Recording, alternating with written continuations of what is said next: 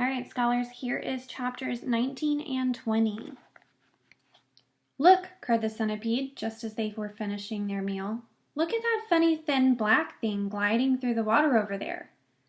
They all swung around to look. There are 2 of them, said Miss Spider.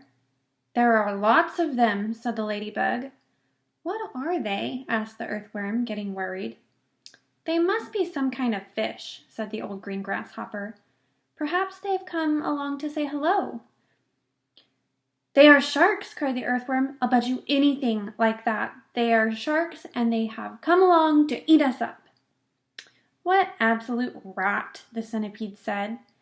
But his voice seemed suddenly to have become a little shaky, and he wasn't laughing.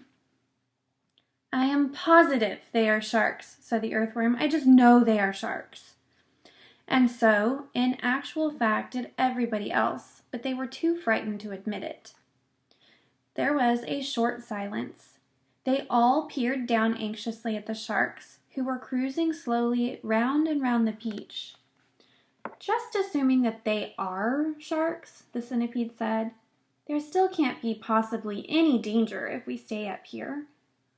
But even as he spoke, one of those thin black fins suddenly changed direction and came cutting swiftly through the water right up to the side of the beach itself. The shark paused and stared up at the company with small, evil eyes. Go away, they shouted. Go away, you filthy beast.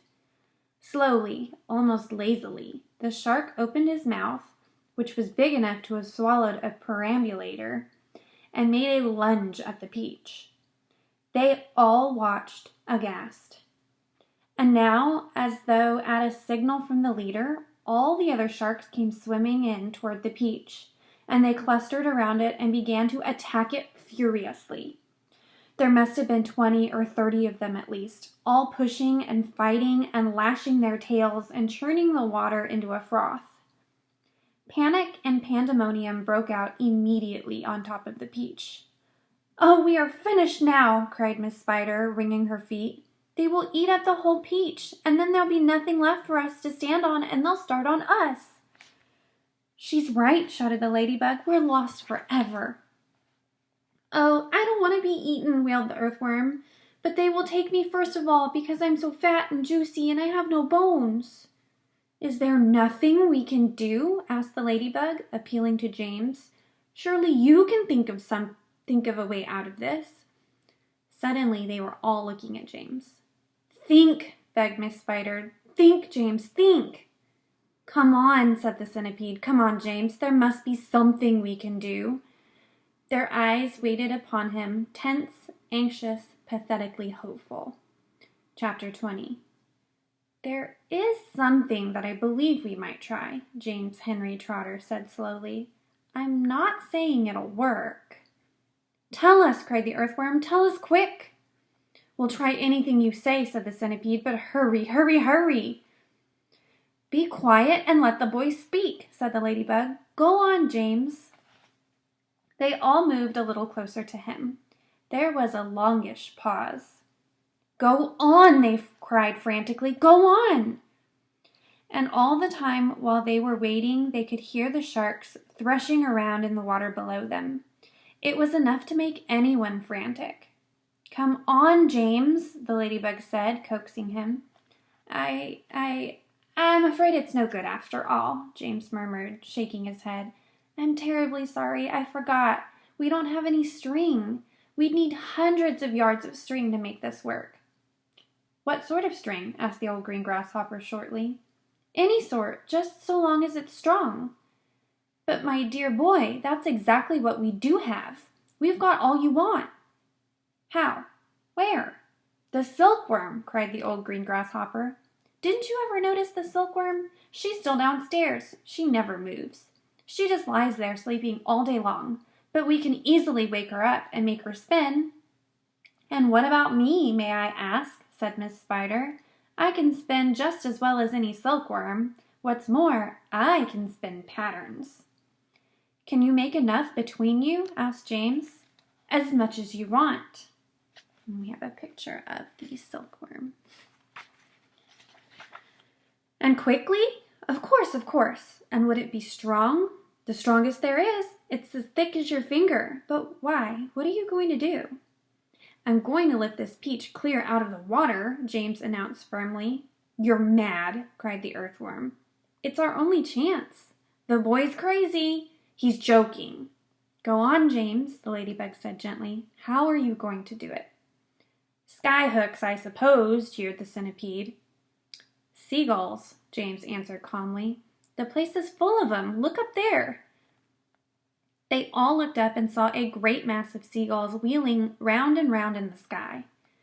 I'm going to take a long silk string, James went on, and I'm going to loop one end of it around the seagull's neck. And then I'm going to tie the other end to the stem of the peach. He pointed to the peach stem, which was standing up like a short, thick mast in the middle of the deck. Then I'm going to get another seagull and do the same thing again, and then another and another. Ridiculous, they shouted. Absurd. Poppycock, balderdash, madness. And the old green grasshopper said, How can a few seagulls lift an enormous thing like this up into the air? And all of us as well. It would take hundreds, thousands. There's no shortage of seagulls, James answered. Look for yourself. We'll probably need 400, 500, 600, maybe even 1,000, I don't know. I shall simply go on hooking them up to the stem until we have enough to lift us. They'll be bound to lift us in the end. It's like balloons. You give someone enough balloons to hold, really enough, then he goes up. And a seagull has far more lifting power than a balloon. If only we have the time to do it. If we are only not sunk first by those awful sharks. You're absolutely off your head, said the earthworm. How on earth do you propose to get a loop of string around a seagull's neck? I suppose you're going to fly up there yourself and catch it?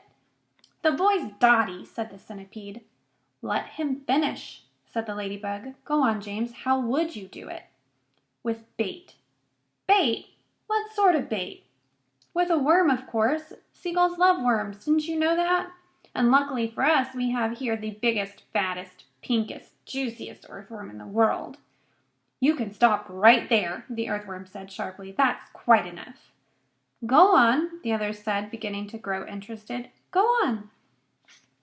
The seagulls have already spotted him, James continued. That's why there are so many of them circling around. But they daren't come down to get him while all the rest of us are standing here. So this is what... Stop, cried the earthworm. Stop. I won't have it. I refuse. Be quiet, said the centipede. Mind your own business. I like that. My dear earthworm, you're going to be eaten anyway, so what difference does it make whether it's sharks or seagulls? I won't do it. Why don't we hear what the plan is first, said the old green grasshopper. I don't give a hoot what the plan is, cried the earthworm. I am not going to be pecked to death by a bunch of seagulls. You'll be a martyr, said the centipede. I shall respect you for the rest of my life. So will I, said Miss Spider, and your name will be in all the newspapers. Earthworm gives life to save friends. But he won't have to give his life, James told them. Now listen to me. This is what we'll do. That's the end of chapter 20. Check the description box for your questions, and I want you to be thinking about what they could possibly do with the earthworm. Those of you that have read ahead, don't answer that question. Bye, guys.